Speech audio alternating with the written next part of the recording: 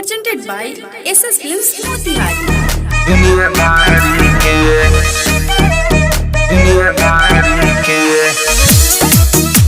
लगा दी आज आज आज दुनियादारी के आज दुनियादारी के लगा देंगे आज दुनियादारी के। दोस्त लागी जी हिले दोस्त हमर जान बा सुनल सा आज आखिरी ऐलान बा ए बेटा दोस्त लागी जी हिले दोस्त हमर जान बा सुन लो सो आज आखिरी ऐलान बा फर्ज निभाए बिहारी के। अगर बात आई यारी के तब आग लगा दे पूरा दुनियादारी के। आज आई यारी के लगा देंगे आग दुनियादारी के। बात जदी आ जाई यारी के लगा दे हो बाग दुनियादारी के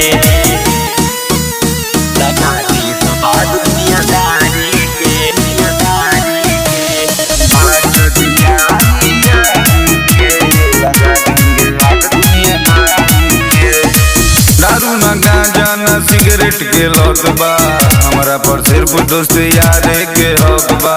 ये दोस्ती जिंदाबाद था जिंदाबाद है और जिंदाबाद रहेगा। क्या बोलते पब्लिक? दारू ना गांजा ना सिगरेट के लत बा हमारा पर सिर्फ दोस्त यार के हक बा दुश्मन के फेंकब उखाड़ी के।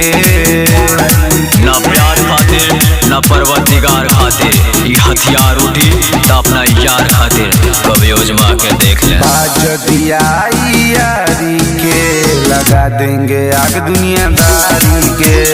बात जदी आ जाई यारी के लगा दे हो बाग दुनियादारी के Sonam Digital Recording Studio Motihari. आज दुनियादारी के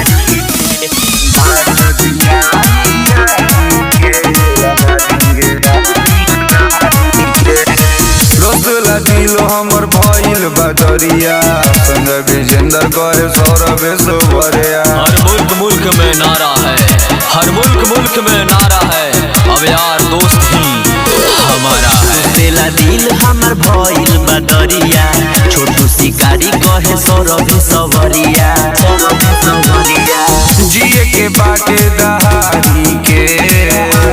हम लोग मस्त रहते अपनी मस्ती में नहीं जाते गद्दारों की बस्ती में और माँ बहन कर देते ऐसी बस्ती की जहाँ कदर नहीं होती हमारी दोस्ती की। आज आई यारी के लगा देंगे आग दुनियादारी के। बात जदी आ जाई यारी के लगा दे हो बाग दुनियादारी के Sonam Digital Recording Studio Motihari.